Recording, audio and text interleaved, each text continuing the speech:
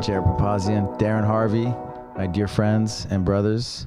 We've had some good times together, huh? Absolutely.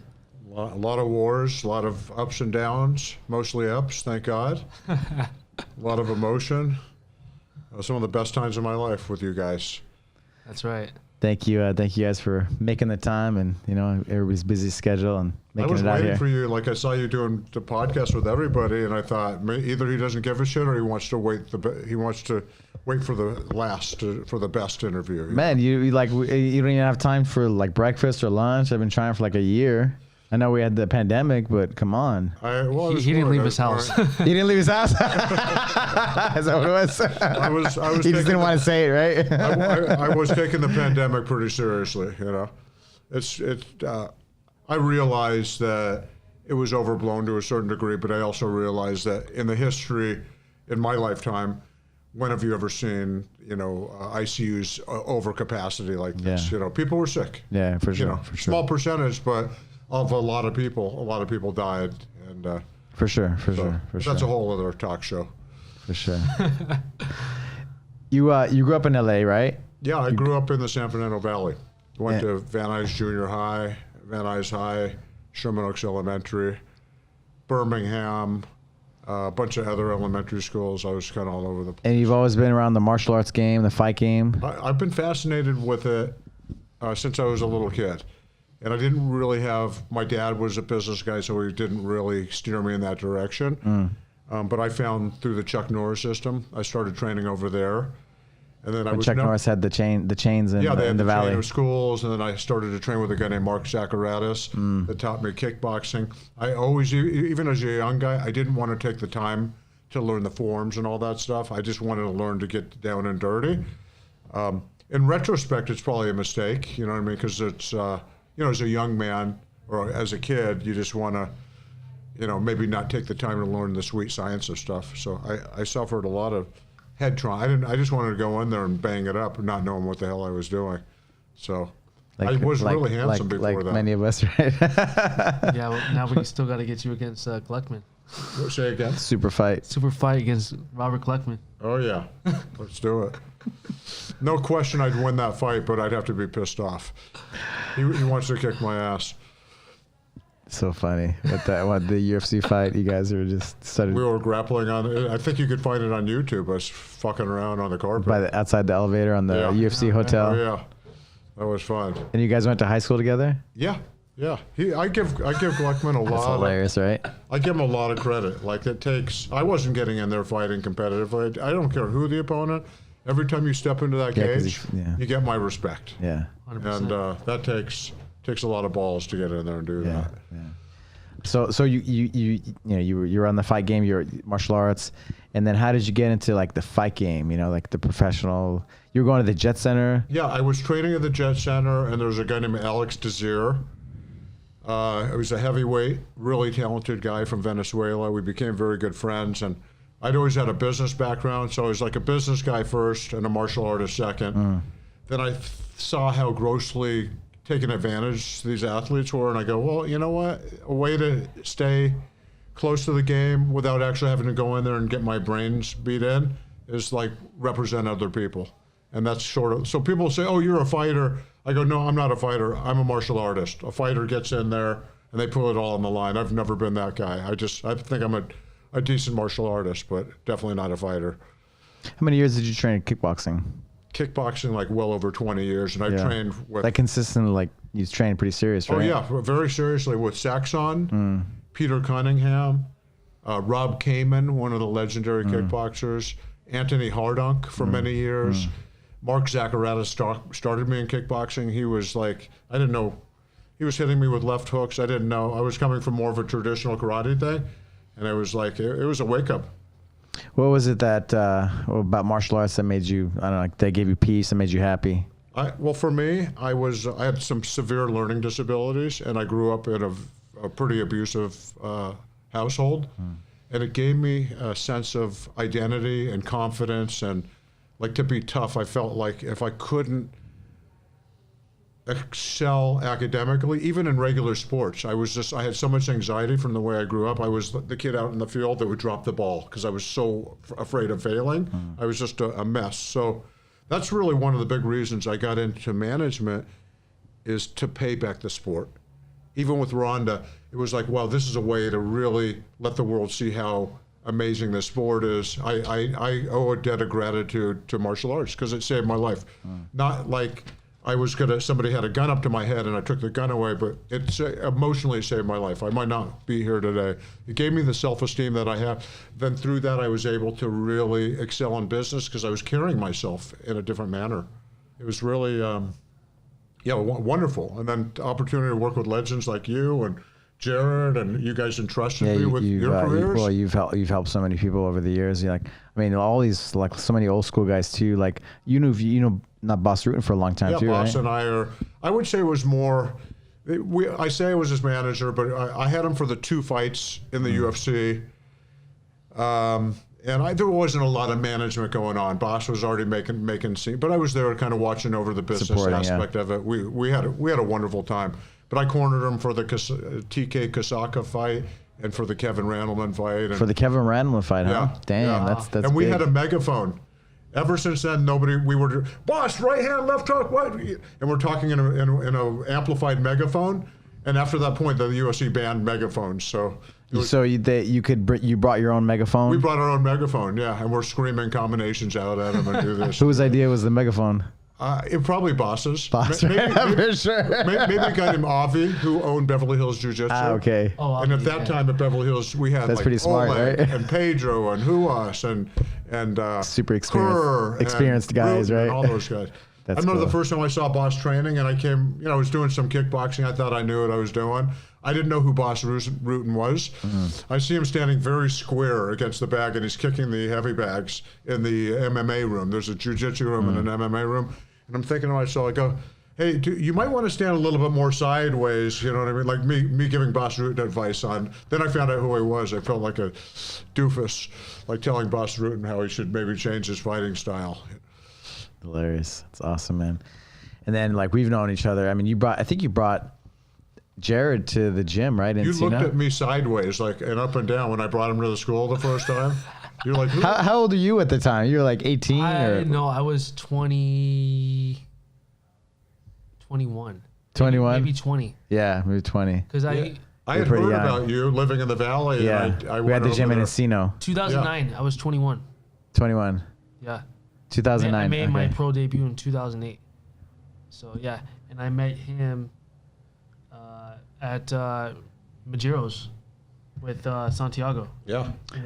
It's funny how you were working with Rick O'Kane and what's the other guy? The guy that rips the telephone books in half. Santiago. He's the one that called you. Yeah. So we started. Yeah, it was just fun, and I remember I picked Jared up, and I said I manage like a dad, which I do. I care deeply about these guys, and well, it's because of that, my instinct is like, all right, like this guy cares enough. But I was like, who is this guy? People wanting whatever, they want to take advantage or just like let them train for free because he's gonna be this and that. Yeah. Right. But I'm glad. I have an open heart and I try to help people. Right. You've been amazing. You've been really consistent. You've been really consistent with Jared and back in 2009, but just it's crazy how like one decision kind of goes all the way. I remember that direction. Day like yesterday. I met with Darin. I was 4-4. We sat down. We met at a coffee bean by his house. Across the street from the gym, right? No, from his house. Oh, okay. He picked me up. When we went to, I printed out all of my fights, like my records. We started talking, and he had to go to the Porsche dealership to drop his car off. But we were talking about him managing me, and then he's like, "Let's switch this over, and we're gonna go see you, and see UFC." Well, Jared had never fought for the same promoter twice. And I said to him, dude, this is a relationship game. You want to don't fight for the $300 or $400. Fight to have a good relationship with a good promoter. Fight for them consistently. Have them help build your career. And at that point, we started because the manager before, I think, kind of he was, I guess, not the greatest guy Yeah, most of the guys, they try to make a couple bucks, right? They're not really like you don't really need it for the money. Yeah. You're doing it to help people. Yeah, right? So never thought I would have make any sort of income in management. I would hope that I could turn it into something big, because it's fun to do something that you love and actually make money. It makes you feel like, gives you a value when you are, I do a lot of charity and foundation work, but it gives you a value when you get actually paid for your effort. But most of the time, I couldn't get myself, say somebody made $1,500, I'm going to take $150 when they need, and they're fighting 4 times a year. It just never made sense to take money from anybody, Especially when the guy's fighting for $300, right? You gotta get 20% off of that. Yeah. It's ridiculous how little. $60. Give me your $60. It's unbelievable. When I think about what you guys do and how you put it all on the line, it's not about the money. It's not about one of my early memories, right, was, of course, you showed up every training session. He always showed up, but like within like a year, like how he was hustling. I've never heard of anybody like going to the California Athletic Commission website and seeing all the fights that are going to be promoted in the state, and actually calling up the promoter of every promotion saying, I want to fight. And then he got a fight. Yeah. He got his fights, and it was like every month, right? Every month you had a fight. Fought he was 8 or 9 times in one year. Yeah. He was so driven. I would tell all at a young age, I was like, that's really impressive. I would tell all the young fighters, I go, Jared, he's not going to sit and wait for somebody to bring him fights. He went out, he's proactive. Yeah. He takes control of his life and of his destiny. And that was, I'm there to not get all the little fights. I'm there to kind of guide the career as it starts to take off and be there, his financial support or whatever. But I knew, like, very rarely you see somebody with a determination like Jared. He was, had that unwavering belief in himself, which is a beautiful thing. Yeah. I just had a flashback of we had a photo shoot at your house. Do you remember that? Oh yeah. And you had a spray tanner. Me and all the Armenian, like Karin and Sevak. Karin and Sako. It's against my religion. That's what he said, right? And Hamilo. Spray tans. But I was thinking about. No, it was right. It was right. Listen, what I do things, but we're just figuring it all out, and I wanted to do and put together one sheet for all you guys. So that was how it was very helpful to get like fights for people, is having a one sheet, a good picture. Right. Because now a lot of it is about persona. It's not just about how you fight. It's That's everything. Right. It's how you look. Perception is reality, right? Represent right? yourself. Yeah. It's how you talk. Mm-hmm. It's everything. Connor's not the greatest fighter of all time. He's incredible and dynamic, but there's definitely way more skillful guys out there but he's one of the most brilliant talkers and marketers I've ever heard or seen in my life. And I got to give him all the credit for that. And then beating a Jose Aldo, which I thought was just, I compared that to Marco Antonio Barrera and fighting Prince Nassim Hamed. And I said it on social media. I said, this is going to be just like that. Prince Nassim has never really faced a foe like Marco Antonio, and Connor's never faced anybody like Jose Aldo. And then he knocked him out. It's like I couldn't believe it. It was unbelievable. The game's changed, over the years too. Oh yeah. Since the beginning, the underground days. All these guys that have made money, they don't train like how they used to. Not every day. They don't train. And they train smarter too, right? Smarter, but a lot of these older guys that made money, or that's much older guys that are competing today, they don't train every day like these young guys to evolve. Right. They don't have a fight. They're not training. Or they don't train like how they used to back in the day. Because if you're not evolving with the sport, you're going to be left behind. Right. This last year has been crazy too, right? With COVID and stuff, right? Yeah, but it adapted. Like you would think, with no crowd and without the energy. Right. It tells you how adaptable human beings are. Like who would think they're going to go to a fight and there's nothing? During the Ultimate Fighter, there's very little crowd involvement. Right. But it worked. I think it worked to a degree that they may continue on that model. Like, because their cost of, even with the venue, with the ticket sales, it's still the cost to produce a show where you just have some corner guys in there and you don't have the whole venue and the production value. It may be end up being more profitable without, because your overhead is so much less. So it changed everything. COVID changed a lot, for the good and for the bad. Yeah. Well, I hope they have the big arena. What's that? The big arena fights still. Yeah. Just because the energy, right? Come on, they just announced 2 big fights coming up that they're both sold out within minutes. Where at? One's in Texas and one's in Vegas. Nice. Yeah, because Vegas is back open, right? Yeah, that'll be July. That'll be Conor versus Poirier versus two. Nice. Yeah, and then you have Masvidal versus. Just the energy is crazy, right? When you do something, it's just bigger than life. I was watching some of the old the Michael Jordan. That was at the Last Dance TV the show, Amazing. you know? Yeah. Right, and you just see the energy of the crowd and people going crazy. Oh yeah. Coming out of the tunnel. Yeah, man. Yeah, it's definitely Hard to replicate with that kind of energy of the people. There's nothing like it, but they adapted. No, to for the sure. times, We keep going, right? And I mean, it's talking about skill levels of the guys evolving. Without that, like you're not evolving. You're not. You know. Then you be like you lose your mind, right? In that training. What are your thoughts about all this? These YouTube guys now getting in there and doing Jake Paul and Logan Ben Askren. Man, it's cool, man. It's a fight. They make money. He's making money. Yeah. So, you know, good for them. Good for him, you know. I mean, Ben Askren, I mean, he was like, come on, how good a shape was he really in? Like, yeah, I never. He doesn't compete at 190 though. Right, 170. 171, and then 2, he's not like a striker. 2 and 3, supposedly, I'm not sure if it's sure. I was listening to Ariel Helwani. He came off a hip surgery. He did, yeah. So you can't learn this game boxing within 6 months. So it's just like it was like a payday, right? And so I think he probably had this unwavering belief in himself that there's no way some YouTuber. Yeah. But you know, the guy hit him. And then you got to give him credit. He hit him with a good shot. No, for sure, all these for sure. things, like he can figure it out himself. I thought, no way this guy can knock him out. I didn't pay for the pay-per-view, but I did look for the video after. Yeah. So did you get the pay-per-view? I was actually at a birthday party, my girlfriend's friend's birthday party, and I was sitting, and everyone's getting mad at me because I'm glued to my You want to see what's happening. I wanted to see what was going on because we're working on something similar right now. That's I can't good, say, right? but there's big things coming. Nice. And so I wanted to kind of see what is happening and what they did right and what they did wrong. I think it was a bit of a shit show with the, you know, just the mix of entertainment and the guys smoking weed and you know what I mean. It was like it was a clown show. You got to love Snoop Dogg, Doug. Yeah, but I wouldn't do it that way. Cool. I think there's a balance. I think there's a balance. You can make it entertaining, but not these long music sets.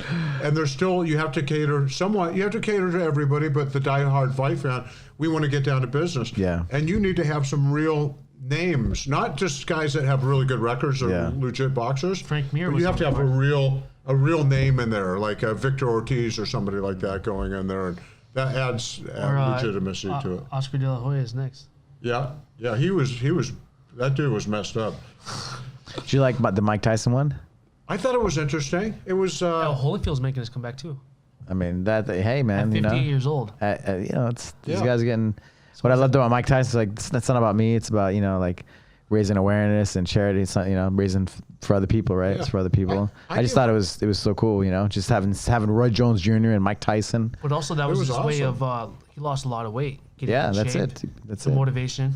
Stay for your health, his health. It was a win. It was a win-win, right, for everybody. I give Conor credit for all of this, like this whole fight. Who would have thought that Conor would end up be fighting a Floyd Mayweather? And that's when people's eyes started to open to the prospect of He did the impossible, right? Spectacles more than events. It's a spectacle. It's like Pride, right? The old Pride championships. Yeah. They were spectacles. Yeah. I miss those days. And real fights, too, crazy fights. But they were spectacles, right? Bigger than anything. Yeah, watching Fedor, like that guy was. Did you ever go to Japan? I went to Japan to negotiate with the UFC Japan when I was there with Boss. Boss, okay. That's the only time when we watched the UFC fight when we were there, but I was never there for Pride or any of those. I saw the first Pride that came to Vegas when Mark Coleman fought Fedor, and that was tough, man. Like when you saw a Fedor. Oh no, maybe it was Randleman. I think Fedor threw Randleman on his neck. In Pride, in Pride. Yeah, I saw that. Yeah. That was unbelievable. And then how the suplex, hell? Yeah. And then Fedor just got up like nothing happened. Yeah. It was insane. It's a crazy sport, but it's a beautiful sport. And the thing that I love, the most beautiful thing about it is the beautiful souls that are in it. Like, yes, you can go in and dismantle the average man with your bare hands, but that's not your calling card. Your calling card is, this is my art. This is something that I love to do. If you're going to challenge me, I'll try to prove my value, that my skill is better than yours. But there's no bullying going on for the most part. you know. And that was kind of my issue with some of the people that use these antics and they're disrespectful. It's not part of the martial arts that I grew up with. Right, but right. I understand from a business perspective, and I would never tell an athlete.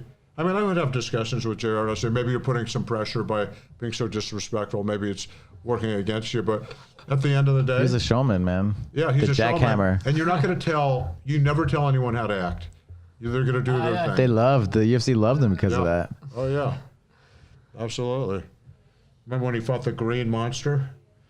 Green Monster. What was the guy's name? Or the Purple Monster in the UFC? Oh, Mike Houston. Yeah, Mike Oh, Houston. yeah, that was a good fight. That was That's good. funny that you were there in Maryland at that time when you got the call. Yeah, You I was with Mike Easton's coach, Lloyd Irvin. Lloyd Irving. Yeah, and we got the call at the same time. We were actually with each other, like talking like this. And then yeah, so funny. And then boom, they come back like on Monday. It was on a Sunday or Saturday, right? Yeah. That's crazy. But Alberto always had the mentality, because you're a fighter's fighter, just take it. Just take it. Let's do it. Alberto's like, he has faith in everybody, He's like, you know, "Fuck it." and in himself. Like, you would never not take a fight for yourself. Oh, UFC is UFC, right? And Yeah. then you gotta learn on the, you know, if it doesn't work out, you try again and try it again and try again. If Yeah. you know, Yeah. I had a different mentality about it. I tried to like increase our odds of winning through making the right, you know, but inevitably you're going to have to face the lions, but build it up, you know, yeah. build it up. I want to go back in time. We're sorry. And like, how did you get into the? And I know your story. Do you mind sharing how you got into fighting? Yeah, no, absolutely. I've always loved fighting. I grew up just playing around with my brother. We fought all the time. But how I really got involved in fighting is that when I was in high school, back when I was in 10th grade, I was on the high school football team. And one of the guys was kind of like taking things out of people's lockers, distracting people like in front of him, like, hey, what are you doing? He didn't like what I had to say, and we got in a fight. And then I guess within a month later, he didn't like what happened. So he got all his brother's friends, and he knew I was at the AMC in Woodland Hills. I was with my brother and another friend. And then this one guy confronted me, and then I see Outside the movie theater? outside the movie theater, and I see maybe about 12 people say, hey, are you Jared Papazian? I'm like, yeah. And then we started getting down right there. You were by yourself? I was with my brother and some other guy. The other guy just took off. I don't know where he went. Yeah. And it was just me and my brother. They threw my brother in a storage room so he couldn't help me. So I was by myself. And sounds like I was fighting like for like 10 minutes, but I think it was like 3 or 4 minutes. No security guards, nothing. I didn't like the feeling. I felt very embarrassed. We had like probably maybe like 30 people. Back in the day, like going to AMC, like that was like the place to be, like going after like high school, you know? Yeah. And there was probably like 30, 20 people outside just watching, like in a circle. Nobody helped. No one helped. Even people from the crowd were helping them. I just felt really embarrassed. I didn't like that feeling because I never experienced that in my life. And I'm not that kind of person that is very weak-minded or whatever, like just gets discouraged, but I just didn't like that. And my whole goal was initially fuck those guys up one by one, but I never did. I started training. I walked into a gym by my house called Majiro's. That's where I met Rick Rick Cocaine. Cocaine at that time, and started training. I was 16, 17 years old. My whole goal was never to fight professionally, and I fell in love with it. The UFC wasn't big back then. Right. I mean, this was back in 2004, 2005, and started doing good. So I'm like, you know what? Let's take one fight. I did like one smoker. I lost, but I loved it. And there was no MMA amateur at the time. There was no camo. It's either you go professional or you Like don't. a smoker, right? Underground, yeah. Right, but I thought I was whack because you're in these gyms. You can't do. I'm a striker, so it takes my whole game away if I can't strike. I can only slap box. I'm like, this is not for me. You know, I'd rather just go pro. You know, and made my professional debut in 2020, and I won my first fight. The MMA, right? MMA. I fought in Fresno, pure combat. I fought at 155. What about fighting did you love when you think about starting out? What were some of the Just like moments like, man, I love this shit? challenging yourself and going against someone else, and also just training every day and getting in good shape. And it's not always about winning, but also learning from those losses too. You know, just coming back from that, because eventually that person you're gonna lose. So Yeah. you know. Yeah. But my whole goal was to make it to the UFC, and You did it. King of the Cage champion, right? King of the Cage. Crazy. We'll talk about that. That was the Hopefully. most amazing fight of all time. Abel Collum. Yeah. That was an insane night. Sitting at the hospital, he was peeing blood. He had like 3 5-minute fights in a row, right? In a row, yeah. Yeah, it was what's the New Jimmy Jersey? Rivera, Jimmy Rivera, Abel Cullum, and then Marvin Garcia. Marvin Garcia. Man, they were so tough. You were so tough, man. Yeah. But he won. It was like a crazy split decision for Abel Cullum in was it Oklahoma, something like that. Yeah. And butt fuck That was a man. hell of a. That was In the middle of nowhere. How you picked me up, Darin? Yeah. In nowhere. It's like a prison, man. Was it Windstar? Was the place? Windstar Casino, yeah, in Thackerville. You brought Seb, Seb Zudi. Yeah, Seb. the Kenya. Is he from Kenya? He's from Ethiopia. Ethiopia. Yeah. Sorry. Yeah, he used to. I mean, the training I used to do with that guy. Oh my god. But it was the right match. It was the right matchup, He right? prepared me mentally for everything. I mean, Yeah. the track work this guy made me do. I mean, crazy. There's nobody that Jared couldn't beat when he showed up. You know, when he was stuck to his game plan. But sometimes I think he's such a fighter's fighter that he would just he'd abandon the game plan. He bites down on his mouthpiece. Yeah. And, you know, And that's he's out. It's a beautiful thing. It is. It's good for the fans, but it's tough being in his corner, right? It is. I remember sitting next to Anthony Hardock, who's 280 pounds, and slamming the boom and like smashed my arm. It's like, dude, you're gonna kill me over here.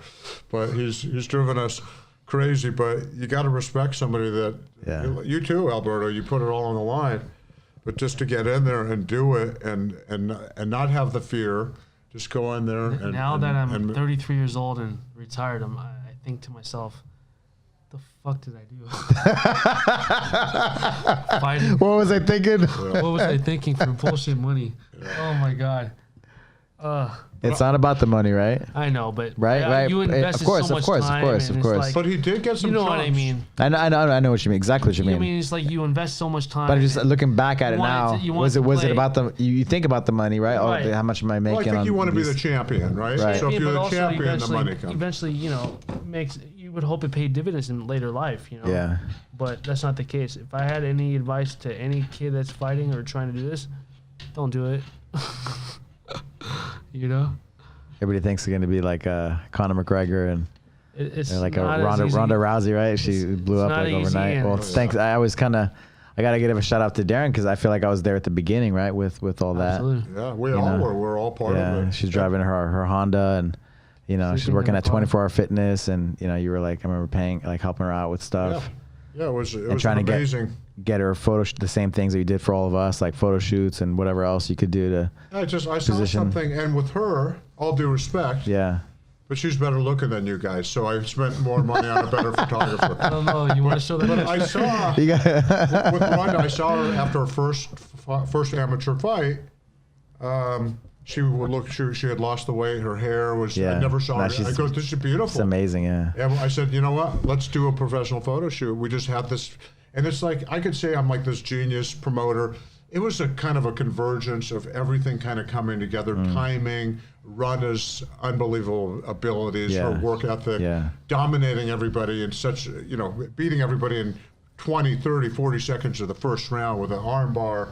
It made it easy for me to go and, kind of promote it. But we had a lot of roadblocks, of course, because people were not really open to lady Dana White was like, fighting. there's never going to be women in the UFC, right? Yeah, but we knew that would be different. We felt very confident. That's why I invested the time, and I still do. You know what I mean? It's like it wasn't the most positive ending, but I value the time, the opportunity to be part of like women's MMA. I feel like I had a big part of that. Yeah, I mean there wouldn't have been, right? Like I don't think. Absolutely. Well, Yeah, I don't- maybe well, eventually, I don't know, because Yeah, they had you're right. They had Gina Carano. She was the star. You're right. She was You're right. So Right. I thank Ronda for that, for entrusting me for the time that she did. And then, shit happens. Shit happens. With entertainment, and it's money, and the stakes are so big, and you have everyone in your ear, and we're human, and you want to. Her goal wasn't to say, I want to get rid of Darin.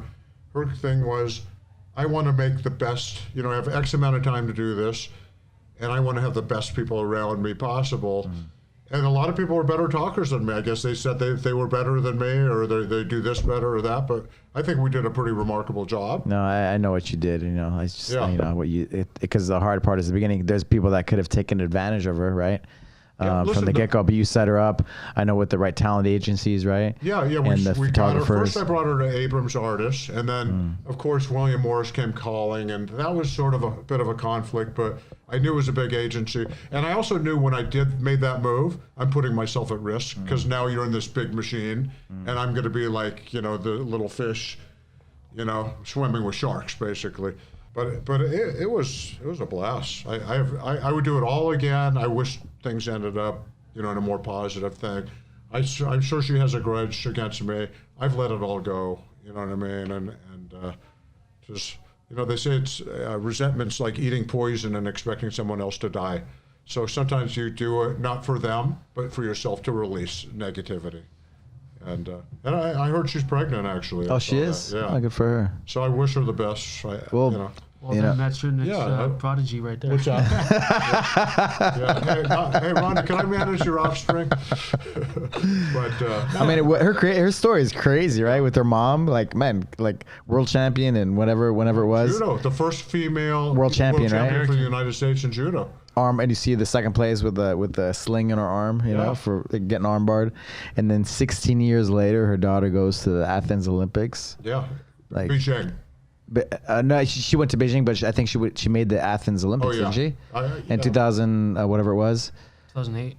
It was Beijing, right? But when was Athens? She took the bronze in Beijing. Right, and then Athens, she made the team though. Yeah. Okay. I think that was 2004. I'm not sure. Yeah. I lose it. I think Athens was 2004. Yeah. Sydney was 2000. Yeah. And 96 was Atlanta. But I think she made the team, you know. But 16 years later, as a 16-year-old. Pretty amazing. That's awesome. What a story, you know. Like, yeah. You roll with Ronda. Man, I you know, I'll be honest. I never, you know, I just never thought that, you know, a girl, like a female, could like be that, you know, just. Yeah, she's like, ferocious. And she's her like her ground game was like. She's the so best. tough, so good. Her technique, her toughness. Yeah. I couldn't believe it. You know, she really like. I believe that she could come back today. You know, of course, she's got bigger fish to fry, and you know, she's had a remarkable career. But she could come back today, and I'm still friendly with some of the girls that are fighting now. And you know, I'm still fascinated with it, and I stay in communication. And I don't mean this disrespect to Amanda or Julie or any of them, but I still think Ronda could go out on a day. You know, if she gets out of her head, mixes things up a little bit, she could still be the champion. Even for sure. I don't know how old she is now. She could still be the champion. She's 34. So you just have to mix it up. Maybe I mean, you told me, right? Like when she was still in the Strike Force before the UFC, that she's you know, she's making way more money outside of the fight game than fighting. Yeah. She didn't need to fight. She did it because she loves it, right? Yeah. Well, I mean, there was a lot of ancillary benefits to, like, you know, but she really became the big star towards the midway through Strike Force, and then the whole UFC and that whole machine. And we had a PR machine. We got like Conan O'Brien, and we got all these major Esquire magazine, and all. My goal was to make her a mainstream name, you know, and we started with the local stuff, and eventually, and again, I'm not patting myself on the back. I had something really incredible to work with. No, for sure, you know, but I have to say, and this is the thing about management, I was offered the Sarah McMahon fight before either girl had fought MMA. Oh. Sarah McMahon, silver medalist in wrestling, and Ronda, bronze medalist in judo. That was going to be their first fight, and they're calling us out. And I think Monty Cox was the manager, and I said, "This is outside the UFC." This is way before. This is before right. Ronda had even had her first MMA match. And I said, "This is where good management is critical, because That's a money I could have fight, said, right? okay, let's make the girls pro and have Olympians fight for the." I said, let's do that later in Strike Force. Like, let's not do that now. It could have been catastrophic. I'm sure Ronda would have beat her, but maybe not. I didn't know. I'd never seen her fight. So we took the amateur route, and she was just killing it.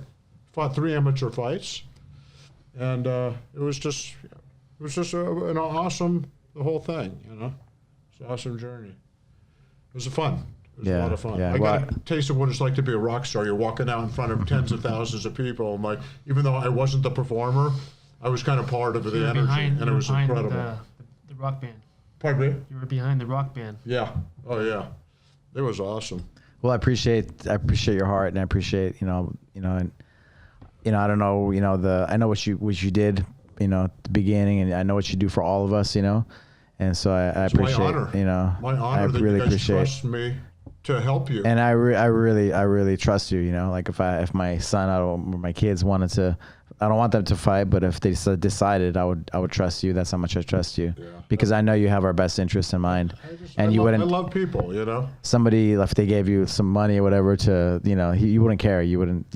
No, and people could say because I'm well-off guy, it has nothing to do with that. Because when I didn't have money, of course, it's just an who you are. integrity thing. I'm not saying I'm better than anyone else, but I do the right thing. Right. A clear conscience. There's a respect, that you have. Just be a good human being. Yeah. And if we all thought, there's this thing that I have, it's a picture. It's just a guy who looks like Jesus with 2 scrolls. It says, be cool, don't be an asshole. That's how, if everybody acted that way, we wouldn't have all this George Floyd bullshit and all this stuff going on right now. It just be cool, treat people, don't judge somebody by the color of their skin. It's all about content of character, and that's it. So that's my spiel on that. Well, I appreciate you. I really appreciate you. All the hard work, and I mean, like so many stories, right, of us cutting weight and locking you guys in, and for Jew to lock you guys in. Putting the alcohol and the Epsom salt and the hot water and I bathed you boys. What's that? Lubing me up. Lubing him up. Yeah, and putting the Abilene on the sweet sweat. Sweet sweat. It was fucked up. I'd give Jared a little piece of ice. And putting the Jesus music on, when he was getting close to the weight. It's pretty crazy. It's in retrospect. And it was good that I, just had the experience. I've been been in those spots, but like, for you, it's like, it's crazy, right? Like, am I gonna kill this kid? I could have gone down as the worst evil.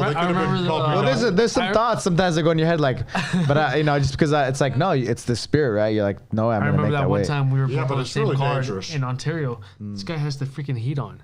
Remember? You and I are cutting weight in Ontario. Oh yeah. When we were fighting in Citizens Bank. Yeah. And he had the heat on for us. Yeah, he was down. It's been an incredible journey. Like with the both of you guys fighting, and then we've had way more fights, you and I together with Jared. Yeah, of course. It was like every weekend we were driving somewhere. I remember the first one we went to Visalia.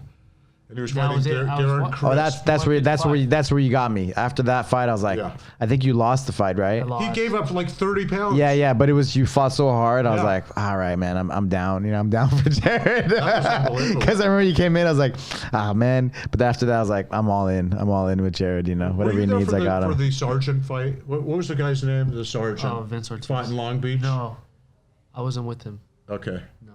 No, maybe I was. No, I wasn't. You were with Rick. I wasn't even with Rick. This is the early days. Jared would just take fights at the wrong way. And then Antonio McKee. Yeah. Some of the highlights was what was the homosexual dude? Sorry, man. Shad Smith. Shad Smith, and he triangled Jared. It was okay. It was like a old like theater, right? Yeah, like stage. Pomona, yeah. Like Pomona, like that was in Pomona, yeah. It was like just like a small like auditorium stage, right? Like where they had plays and stuff, probably. Yeah. And there was one locker room, right, where everybody was together, right? Both sides, both corners, and then he triangled Jared, right? And then anyway, what I was like, it sucks. We're all kind of like, you're kind of sad, right? Yeah. And we went upstairs, and he's like making out with his boyfriend. Yeah. I said to Shad after that fight. I just have that memory, like, man. Which is okay, by the way. Yeah, it's okay. But it was just like, man, yeah. But I said to Shad after the fight, I said, hey, I want to give you a lot of credit. No, I said, I know to go in there, and he goes, what are you talking about? Because I'm a faggot?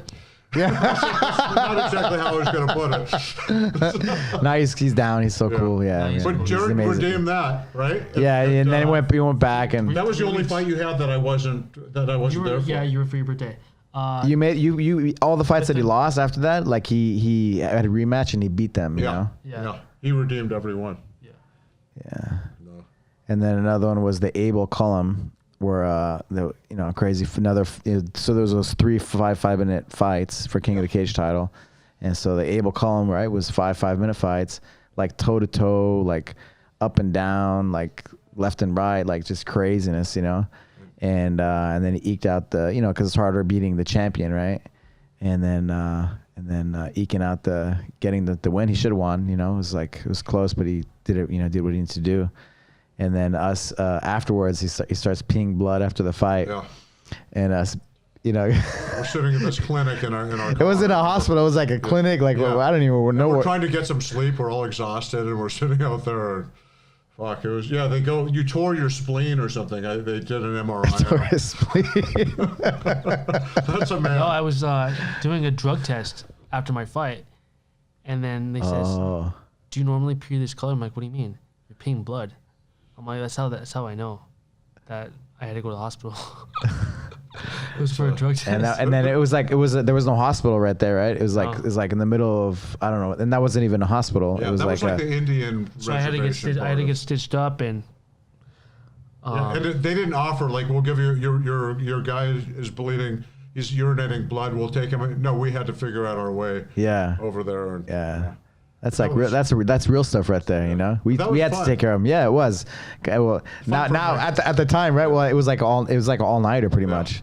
Oh, right? yeah, After a crazy fight, talk about adrenaline. Yeah. And then that was one of the best fights I've ever seen. yeah, me too.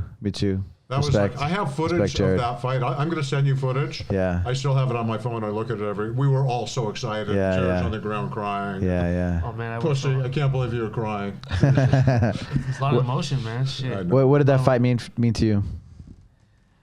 It meant a lot because getting the title, and then also my brother just got indicted, so he got he went to prison. So that was very hard during that whole that year, 2012. Yeah. So Pure mom and family, right? yeah. So you're fighting something bigger than yourself. Yeah. So all good. But I'm so proud of I know I've said this a million times, but and I think that's the thing that kept me inspired is that you guys fought so hard and you put it all on the line every time you fought, win or lose. It didn't matter. You just went in there and put it all on the line, and it just inspired me. It inspired me to be my best, and it made me realize I wanted to fight, but I have this family, pretty powerful family, and they're kind of but at the same time, I always thought, oh, my ears are ringing. You fought in the elevator. What's that? With outside of the elevator at the UFC hotel. Yeah, with Gleckman. Yeah, with Gleckman. How many but that's not a real How fight. many street fights do you have? Pardon me? How many street fights you got? 4,094. Undefeated, except there's one fight in the ice I slipped and I hit my head. So I would say I was beating the guy until that point. So, yeah. No, yes, I was an angry young man. I had my share of street fights, and I've had my share of gym wars and smoker type things where guys would come to the Jet Center and we would just fucking go at it. But as far as a sanctioned fight, I've never had. I've a couple of jiu-jitsu tournaments, but You're a brown belt in Brazilian Jiu-Jitsu as well. Yeah. Hopefully, I shouldn't say hopefully. Are you committed to getting your black belt? I would like to do it. This is my thing about it. I'm thinking if I could just go through the technique, but I can't apply the technique and use it the way it needs to be used, I'm not deserving. I don't feel I'm deserving of the brown belt right now, because if I were to go and train right now, it's been a long time. I'm sure blue belts would have their way with me right now. And I have all these injuries. I would love to train because it's not just the training, it's the bond with you guys. Of course. It's you bond. It really, I've through COVID and everything, I went through a little bit of a depressive period, But no matter what, whenever I would get a little bit down, going and training with you or doing my jiu-jitsu or doing kickboxing with Anthony or Boss or whatever, it would raise my spirit. I kind of had to pass out. I started racing cars. That's kind of my new thing now. But it's still not the same. Because the car's doing all the work. Gotta get you doing tack fit, right? Doing the tack fit, and then let's get you back into jiu-jitsu. I need to do that. it. You can do it. Because I have some pretty serious health issues I'd love to attack, So. You can do it. You can do it. Yeah. Not serious. When I say serious, chronic, not like I'm dying. Make that clear. But sometimes it fucks you up, Am I allowed to use the F word? If you would, whatever, it's freestyle. Yeah, I take Listen. it back. But what lovely times. I remember, this always sticks in my head. I remember we're listening to some song. You and I were in Oklahoma, and it was like we flew into an airport that it was called Texas, but it was Oklahoma. I think we flew into Texas. We flew into Texas. Sang the song, "All my exes live in Texas." You remember that? It came up on the radio, right? I was like, "Oh man, that's my jam right there." That's hilarious. How do you see the fight game from back in the day, from like the 80s and, whatever, the kickboxing era and all that, or especially here in LA, right? The Jet Center and all that. What's the difference that you see now with the MMA and just that whole, just the I think the level of athlete that it's attracted, if you look at the bodies of these guys now, you're taking guys that maybe would have gone into football or gone into boxing, and you're attracting a really high-level athlete. So on top of the skill and the evolution, through, it's just the natural evolutionary process, things are just getting better. It's just guys are getting better. It's more interesting. Is it as raw? Is it like, looking at the original UFC where it was Damn, like you got some biceps, man. Hell yeah. I've been doing weights. That's my thing. All right. Slow weights, lightweight, slow down. Racing cars and yeah, I get on my mountain bike buff. a little bit. Nice. And I'm getting ready for the Arnold Classic, in 2027. So yeah, but I've been training. Sorry to go on a tangent. But you were saying about the level of athlete, right? I think so, and I think that it's just the sport is evolving. I think back in some ways, I find it less interesting because in the beginning it was one style against another. Right, you're representing a style. The things that were interesting to me is when Machida came on the scene, and you see a different style. When Ronda came on the scene, and you see a different martial art excelling. There's. I find that fascinating when you see something like that, like a Shotokan practitioners like knocking everybody out, knocking people's teeth out. You don't see a lot of that because most people they're training very similarly. They have a wrestling, they understand jiu-jitsu, maybe the striking is a little bit different. But I think one thing that I think has not happened that I wished it would is we had more soup to nuts MMA schools around the country. Because these guys really have to go all over the place. I mean, are you guys soup to nuts now? Are you doing doing it all? I don't really have like an MMA fight team anymore. Like after I just hear a guy here and there we corner, right? But overall, it's like jiu-jitsu, and then we do our bang Muay Thai, and of course tag fit. So, but I don't know. It's interesting, right? Because when I look at the big MMA gyms, right, it's like you have your own trainers. And that's the way, right? Yeah. That's the way. You have your own trainers, and you fight. Yes, you spar with other guys, but you have your own trainers. Yeah. Yeah, especially here in California, you don't really have like a full-on gym. I think like AKA seem to do it. But really even good. at that, I'm not sure of AKA, but like like other gyms, like big gyms, right? Like big that have guys in How was it over at Jackson's? Extreme Couture. I'm not sure, because I'm not there, but it seems like they have their own trainers. Right. They have their pad holders, their kickboxing coaches, and their jiu-jitsu coaches, and like Greg is, he's very versatile, and he definitely he's good at he's MMA, right? Yeah, he was a tactician. He could overlook. He's smart, his tactics and his intelligence, right? So you want that, right? But I think a lot of guys they have their own coaches, right? And everybody. And so you kind of it's about relationships, guys you trust, right.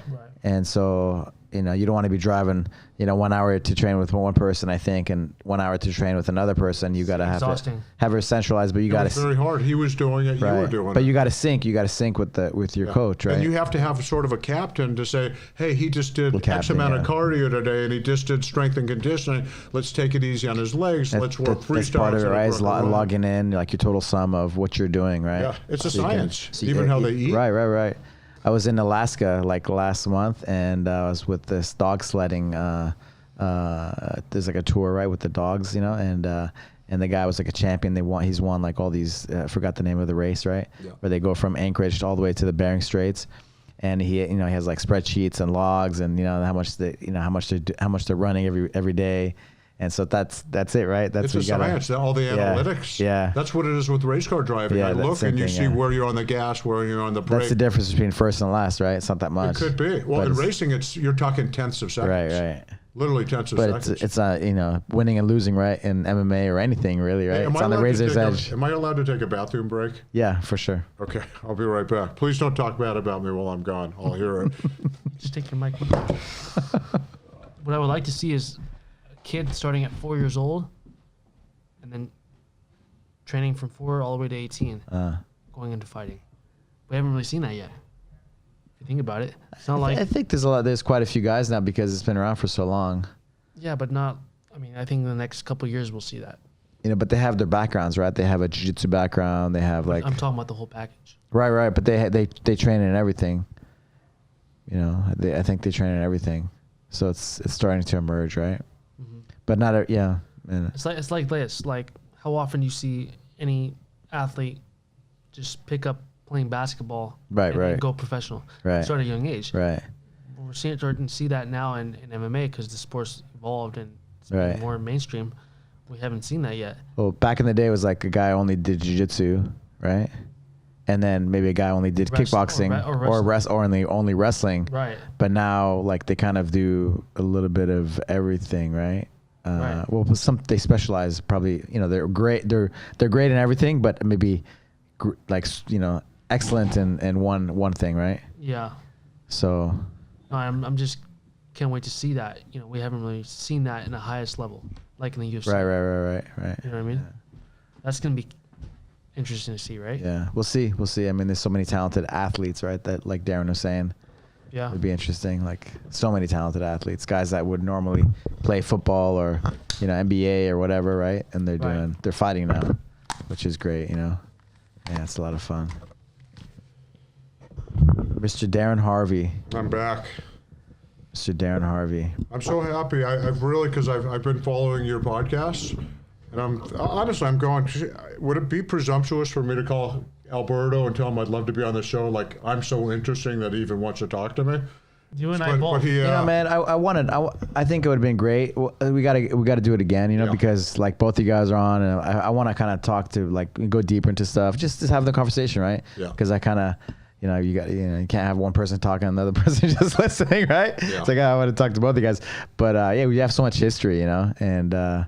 Like the time goes by where we even forget about some of the things. We're not going to forget about him pissing, right? And we're pissing blood. Not going to forget about the Abel call. But there's just a lot of memories, right, that we kind of forget with time. And they're all, in retrospect, they're all positive. Even the losses, they were sure. positive. They were incredible moments. For sure. The emotion, to really evoke anything that evokes that level of emotion, that caring, like when you have, I have a masseuse, she's a healer, the one that I want to introduce you to. Her name is Jana.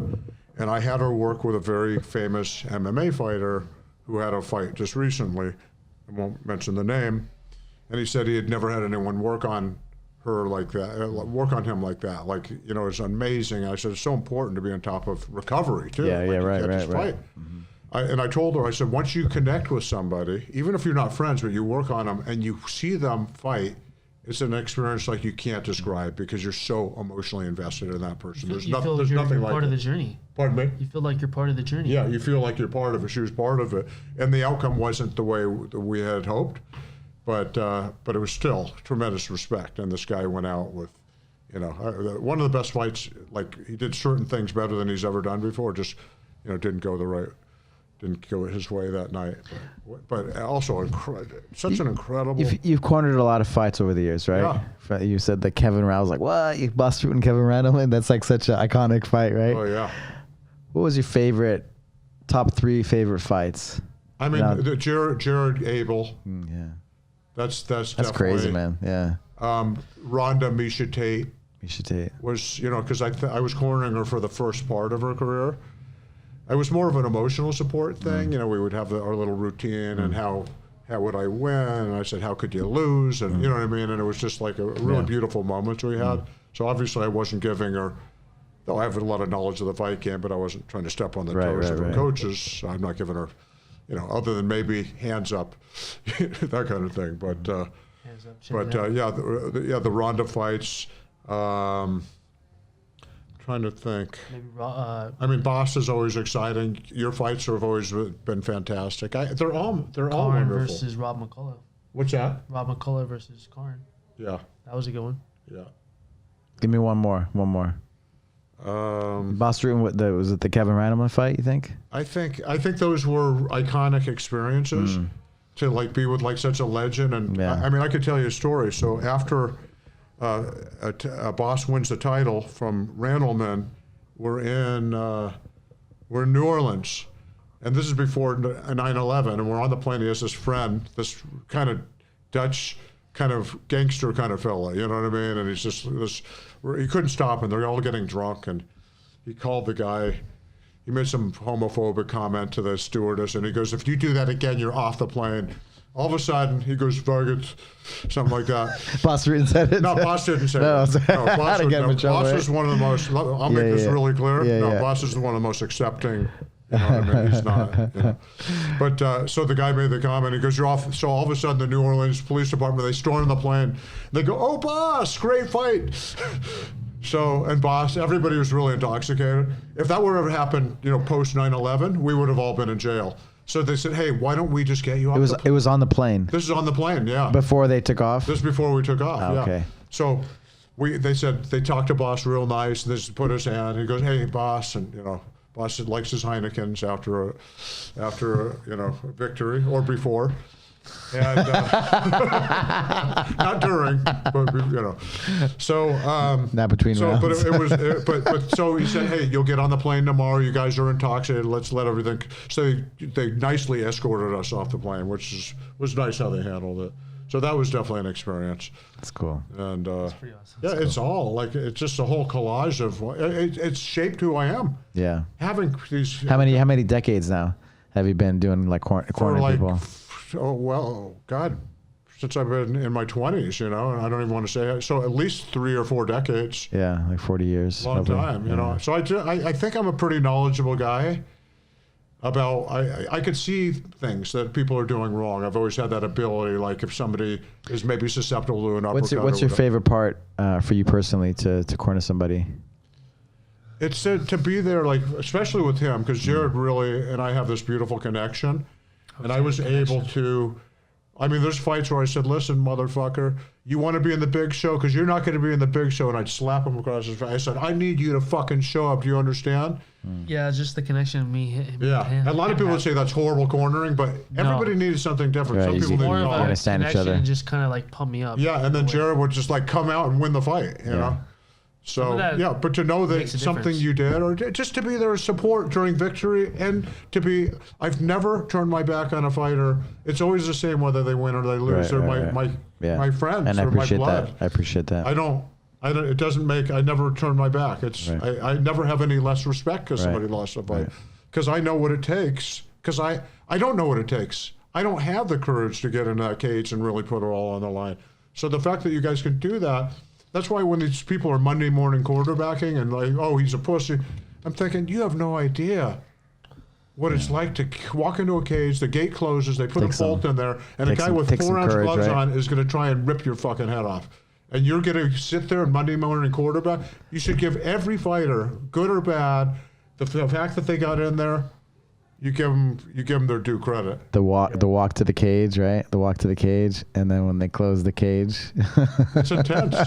You go to your corner, kind of, you know. When I start getting really nervous, when I know it's showtime, is when they're wrapping my hands. But it's a whole process. The weight cut. Yeah. The It's whole like 2 thing. fights, the weight right? cut. Everything. Just I miss those times, like being part of. One of the thing. Another memory I had was Jared made 125 pounds. Yeah. You fought at what, 170 one time? I fought all the way up to 185. He made it to 185. 126, right? 126. Yeah. Well, you had 1 pound, right? Yeah, you had 1 pound. You had 1 pound. From You get. 185. And that was against a very seasoned wrestler in the UFC. But I just remember like how much. He fought for the title. Huh? He fought for the title. Tim Elliott. Tim Elliott. And you did well. You did well. I think that there's a point of diminishing returns when you want to lose weight. Sometimes your benefit is to put on weight. Like you're losing something sometimes, you know? What are the lessons, going through all like those weight cuts, giving everything, you're ready to die, right? To win. what are like the lessons? You know, you're doing real estate now, doing really well. I think all that going from the fight game has really taught me the next chapter in my life. And it really taught me like how to be like, just go out there and just give it all in real estate, because real estate's almost the same thing. Commitment. You know, you're going to hear 1,000 no's, but it doesn't mean no. Does that make sense? You just got to keep on knocking. So taught me a lot about myself. Yeah. What like, you know, a lot of memories. Like, what do you, if there's one big thing, what are you most grateful for in your journey, your MMA, your fight career? Meet all my friends. I met you. I have a beautiful relationship with you. Most of all my friends now are through the relationships that people made. I've trained with. I mean, I take that to my grave. I mean, I'm always going to have that. So I would say all of my people that I met. Yeah. Thank you, guys. Thank you. Thank you. Thank you, Alberto. I really appreciate it. Thank you, Jared. Look forward to doing this again. Love you guys. Yeah, for sure. So, Darin, got this fight. No, I'm just kidding.